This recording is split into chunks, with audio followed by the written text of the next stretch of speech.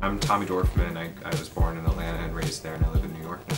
When I was younger, I was an extremely, I think, entertaining kid for my family. I was always like doing performances at their Christmas parties. I was a little bit of a weird kid, I guess. I mean, I wouldn't classify it as weird now, but I think people did at the time. But I wore a lot of like girls' clothes and painted my nails and dyed my hair like many different colors and went through a lot of phases. The audition process for 13 Reasons Why was very thorough.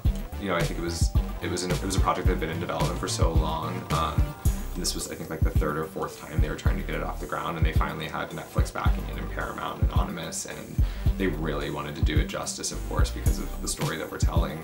So they took a long time making sure that they found all the right people, and a lot of us are people who either never been in a show before or done anything before, or people who like really aren't well known. And I was talking to one of the casting associates yesterday, and he said they saw like, I mean, he might have been exaggerating, but he was like, I feel like we looked at 40,000 tapes, like from all over the world. Like Catherine came from Australia, I came from New York, people came from Atlanta, people came from everywhere to do this show. There were local hires in San Francisco, obviously a lot of people from LA. For me, I initially went in for Clay, which was like definitely not the right fit, but I think they were seeing everyone for the main two parts. And then pretty quickly after that, they started bringing me in for Ryan, and I went in, I think, like 3 more times over the span of like 2.5, 3 months. My roommate was auditioning before I got an appointment, and I read the pilot because he had it, and I immediately like reached out to my reps and was like, I have to do this. I think what excited me most about this project was that although like you might classify it as a young adult, it didn't feel like a young adult show. I mean, it's very truthful and I think honest to what the high school experience is like, and I never read a script quite like it before. I think, you know, like Brian Yorkie is so smart, our showrunner, and Tom McCarthy was directing the first 2 episodes and also executive produced, and I just knew like with that creative team I had to be a part of it. And as far as the themes in high school, there was so much that I related to reading the script, like a mix of bullying, and social media was just coming out when I was in high school, and I don't think any of us knew what we were doing and like the impact it would have on our lives, like moving forward, whether that's like getting employment or just like our relationships with our friends changed completely when social media came in the picture. And that's obviously a big component in our show, and like how bullying online can really affect you in real life. I related to these themes of miscommunication with parents and not feeling like you can trust anyone.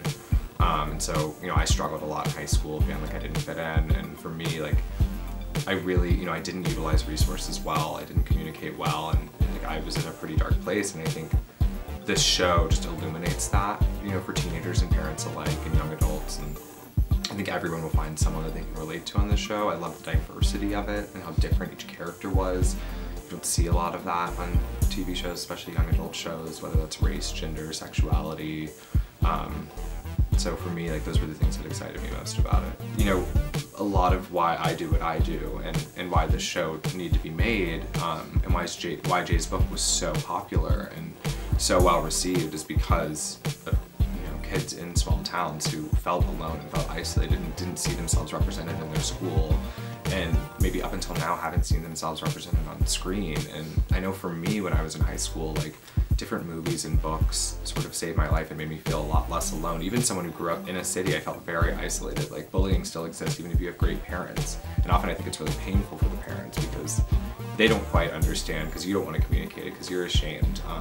And I think if I could like give advice to myself when I was 15 or 16, it would be like, maybe just try to really try and find someone I could trust more, whether that's like a really, really close friend, and be like open with them and honest with them, and try to communicate that, because when you're bottling all that stuff in, I think is when it becomes really destructive.